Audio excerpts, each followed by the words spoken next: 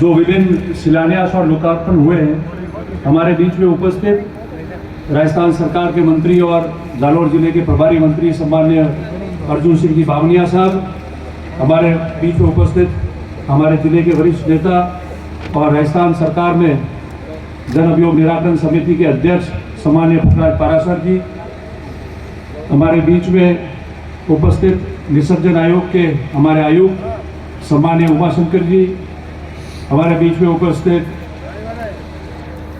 जालौर जिले के प्रभारी सचिव सम्मान्य आशुतोष जी, हमारे बीच में उपस्थित जिला कलेक्टर जी, एसपी साहब और सम्मान्य हमारे यहाँ के विधायक नारायण सिंह जी, मंच पर उपस्थित हमारे सभी सम्मान्य प्रधान साहब, चेयरमैन साहब, उप प्रधान साहब, उपाध्यक्ष नगर पालिका, सभी बोर्ड निगम के हमारे सदस्यगण, हमारे बीच में उपस्थित गौसभा आयोग के उपाध्यक्ष सुमेर सिंह जी राजपुरोहित साहब और उपस्थित मंच पर सभी सामान्य हमारे साथी, कोई नाम लियू है तो मोटो बनराम जी, प्रेमाराम जी और सभी लोग, हीरालाल जी वगैरह सभी, रीप पर धक्के मत काट दो बेहतर।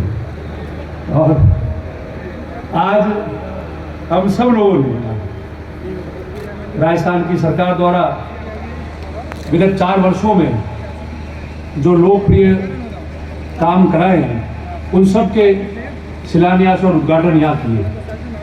इसका पहला चरण हमने आज किया है।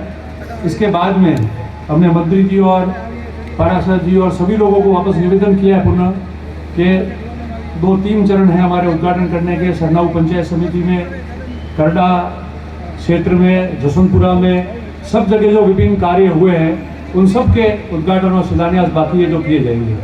आज हुए उद्घाटन में तो याद है 2011-12 में इसी पंचायत समिति के भवन में हमने जो कस्तूरबा गांधी विद्यालय का आज भवन का वहाँ उद्घाटन किया है, उस विद्यालय को वहाँ शिफ्ट करके और शुरू करवाया था उस समय।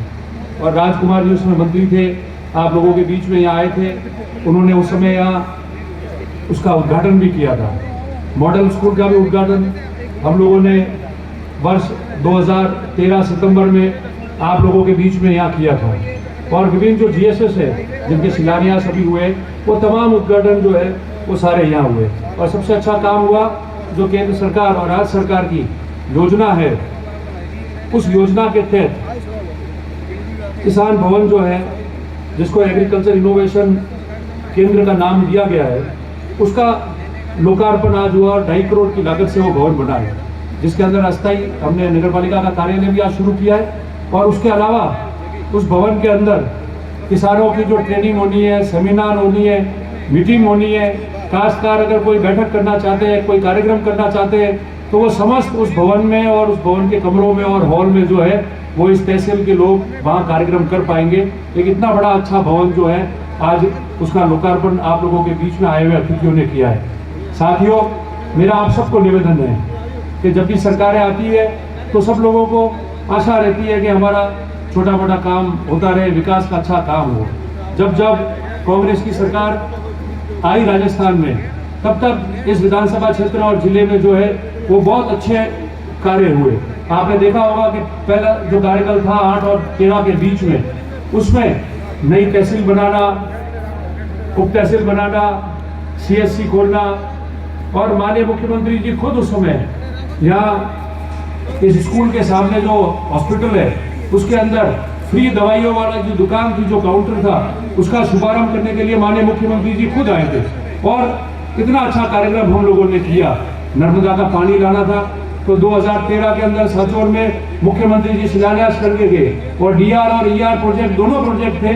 दोनों प्रोजेक्टों में 1300 करोड़ रुपए उस समय जो है वो राजस्थान की सरकार ने 12-13 और 11-12 की बजट में हम लोगों को दिया था, जिसका फलस्वरूप है कि आज जल मिशन योजना के तहत भी आप लोगों के यहाँ जो है वो पानी आ रहा है। एक छोटी सी बात गांव वालों की तरफ से आई थी, माननीय कलेक्टर साहब भी यहाँ विराजे हैं, मैं उनके समक्ष निवेदन कर देता हूँ आप लोगों के कि जो जल जीवन में गाँव में काम चल रहा है और उसकी जो DPR बनी है, कई लोग शिकायत लेके आते हैं, आज भी काफ़ी सारे लोग आए हैं, उसके अंदर जो DPR बनी है, मेरा ये मानना है, आप सब भी यहाँ बैठे हो क्योंकि ये बात आप पे भी लागू होती है, अगर हम प्रशासन से मदद चाहते हैं, इतनी अच्छी स्कीम बनी है, सरकार ने गहलोत साहब शिलान्यास करके गए, उसके बाद में ये पूरा काम हुआ, जसवंतपुरा तक पानी आया और उसके बाद में अभी बजट में 250 करोड़ रुपए इस योजना में भी पिछले बजट में सैंक्शन किए थे, जिसके फलस्वरूप टेंडर लग के और काम शुरू हुआ है। हर गांव में पाइप बिछाए जा रहे हैं और नल आ रहा है और पानी आपके बीच में जल्दी आने वाला है। आपकी जो समस्या थी वो ज्यादातर तो हमने यहाँ उसका निराकरण कर लिया था, मगर एक समस्या ये आ रही है कि जो डीपीआर में जो सर लाइनें हैं वो लाइन उसके हिसाब से ही बिछनी चाहिए। कोई भी व्यक्ति, आप लोगों को भी मैं निवेदन करता हूँ, पानी सबके पास आने वाला है, नल सबके लगने वाला है, कनेक्शन सबको मिलने वाले हैं, मगर कोई व्यक्तिगत आप सोचो कि खेत वहां तक आ जाएगा तो वो नहीं होने वाला है। वंचित कोई नहीं रहेगा। अगर कोई भी ढाणी और घर वंचित है तो आप एसडीएम साहब के कार्यालय में या मेरे कार्यालय में भी आप आपकी अर्जी पहले दी ऐसे दे सकते हो, आपको जुड़ा के रहेंगे। बाकी खाली कोई भी नहीं रहेगा, एक ढाणी और एक घर खाली नहीं रहेगा, ये मैं आप लोगों को विश्वास दिलाता हूँ। मगर आप लोगों को भी जो लाइन जहां से आ रही है डीपीआर, उसके हिसाब से उनको काम करने देना चाहिए। और कलेक्टर साहब को मैंने जो निवेदन किया आपके सामने कि कहीं कहीं जो है वो लाइन खुद घुमा के लेके जा रहे हैं, जो काम कर रहे हैं वो लोग अपने अनुसार जो है उस लाइनों को घुमाने और ऑर्गेनाइज करने के चक्कर में रहते हैं, तो आप इसको सुनिश्चित करावे। आपसे निवेदन है कि इस प्रकार से भी नहीं हो, नहीं तो फिर सारे लोग हमारे पास में वापस आएंगे कि सर इसकी लाइन डीपीआर के अलावा घूम के गई है तो मेरी क्यों नहीं हो सकती है। तो एक बहुत बड़ी समस्या है जिसकी वजह से स्कीम में भी देरी होती है और काम भी हो जाती है। कोई बड़ा है, छोटा है, आम है, गरीब है, बीपीएल है, एपीएल है, कोई इससे वंचित नहीं रहने वाला। कनेक्शन सबके वहां होने वाले, बस जो डीपीआर बनी हुई है उसके अनुसार जो है वो लाइन चले। नहीं तो ढाणियों का मामला है, अगर एक लाइन को घुमाने के चक्कर में रह गए किसी के तो सभी काम जो है वो खराब हो जाएगा। यही मेरा आपसे निवेदन है। बाकी मैं आप सबको विश्वास दिलाता हूँ कि जिस प्रकार से पहले भी यहाँ काम हुए, अभी भी रोडों की हालत खराब थी, इसमें स्वीकार करने में कोई दिक्कत वाली बात नहीं है। काम हुआ नहीं था, 17-18 में बाढ़ आई थी, 16-17 में वो बाढ़ से रोड क्षतिग्रस्त हुए, उसके बाद में काम नहीं हुआ।